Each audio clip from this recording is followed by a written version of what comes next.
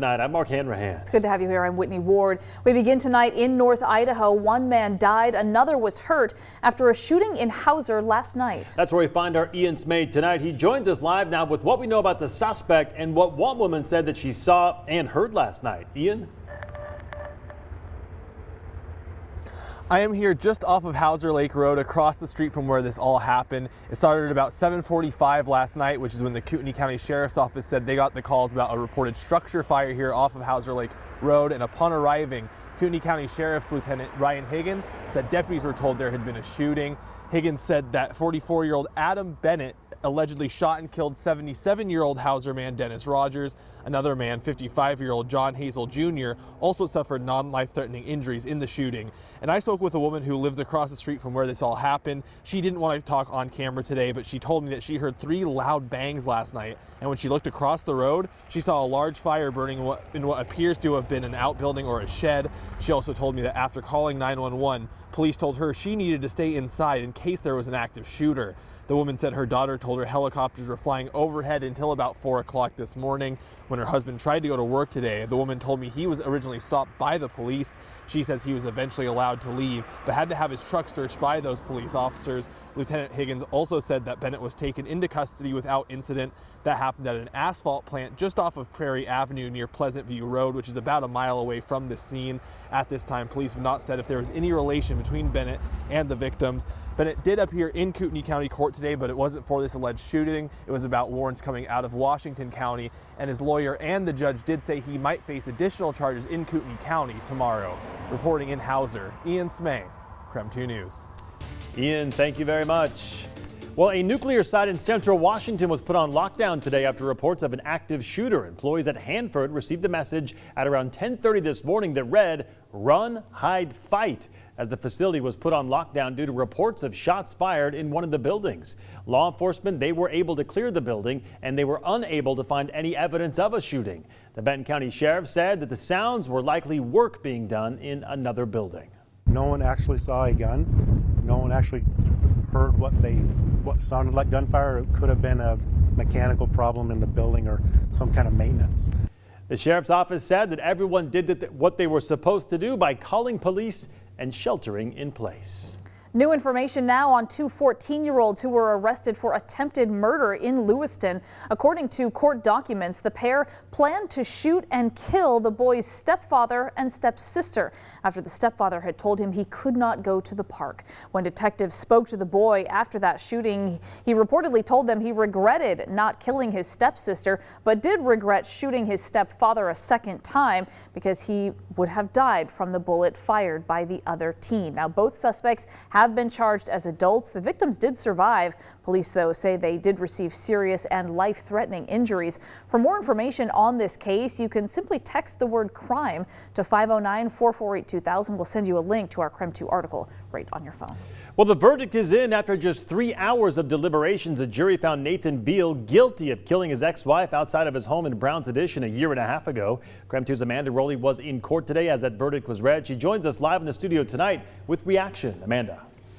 Well, based on the jury instructions, the jury had to determine if the state proved these 4 elements beyond a reasonable doubt in order to convict Nathan Beal of first-degree murder. Now, these elements include the defendant acted with intent to kill Mary Schaefer, his ex-wife, on August 8th, 2020. His intent to kill was premeditated, and that Mary died as a result of Beal's acts. Now, since the jury found Beal guilty, they also returned 2 special verdicts. They unanimously agree Beal was armed with a firearm at the time of the crime, and he was in an intimate relationship with the victim. Now, the sister of Mary Schaefer's fiance, Meg Priest, told me they are relieved by the guilty verdict. She and her brother are hoping for the absolute maximum sentence, and Priest hopes that through this tragedy, they can raise more awareness and change legislation for domestic violence victims. Now, Beal's sentencing for the murder conviction will be on March 25th. The Spokane County prosecutor also confirmed they are filing a separate murder charge against Beal. That charge relates to the homeless man Beal allegedly killed 4 months before murdering his ex-wife. Investigators believe he shot the man for practice. Amanda Rowley, KREM 2 News. Amanda, thank you very much. Well, Restaurant Week is now in full swing, and restaurants across the Inland Northwest seeing an uptick in customers. Sadly, though, they're struggling to meet the demand. Noreen Hiskey runs her restaurant, Inland Curry, out of Feast World Kitchen. For Hiskey, cooking is her passion, but she admits that running a restaurant during the pandemic is certainly challenging. She has faced everything from supply issues to staffing shortages. Adding, this also is an issue that restaurants are seeing across the board right now. Restaurant Week has turned up the heat, but Hiskey says her competitors have stepped up to the plate.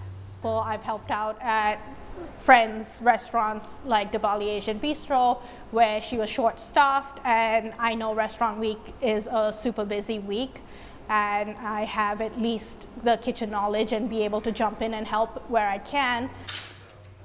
Hiskey adds that restaurants helping one another has become a new trend. 65 chefs actually share a space out of Feast World Kitchen. Tonight, President Joe Biden is addressing the nation as the State of the Union. This is the first time that President Biden will deliver his State of the Union address. Biden faces a series of daunting challenges as he prepares to give his first formal State of the Union. The pandemic, a Supreme Court nomination fight, a stalled legislative agenda, and a worsening crisis in Ukraine. You can watch the address tonight on KREM 2 News at 6 p.m.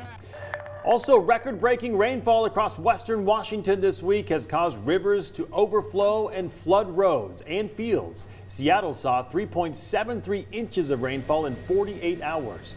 And coming up here, we'll show you Snoqualmie Falls today that was surging after the rain.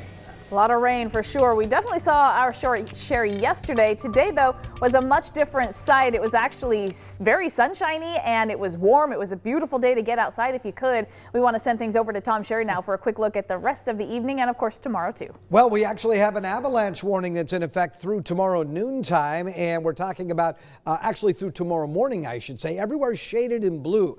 Includes portions of North Idaho and western Montana. If you're going snowmobiling or backcountry skiing, be very careful. Unstable snowpack, and we've got so much snow melting in the mountains right now that we have a flood watch in effect until noon tomorrow.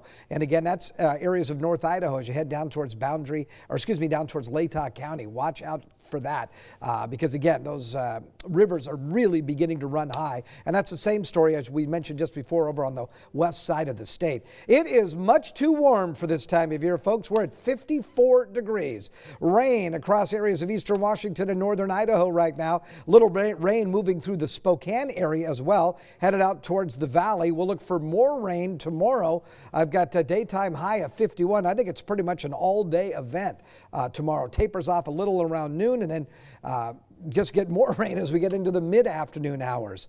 We'll see a weekend high of 47, finally drier weather and colder weather at night. We could finally stabilize that mountain snowpack. We're going to check your 10-day forecast. Yeah, your 10-day forecast in the 5 o'clock broadcast coming up in a few minutes. What a treat, Tom. Thank you very much. All right, coming up next, the event that helped connect people with the things they need to get them back on their feet.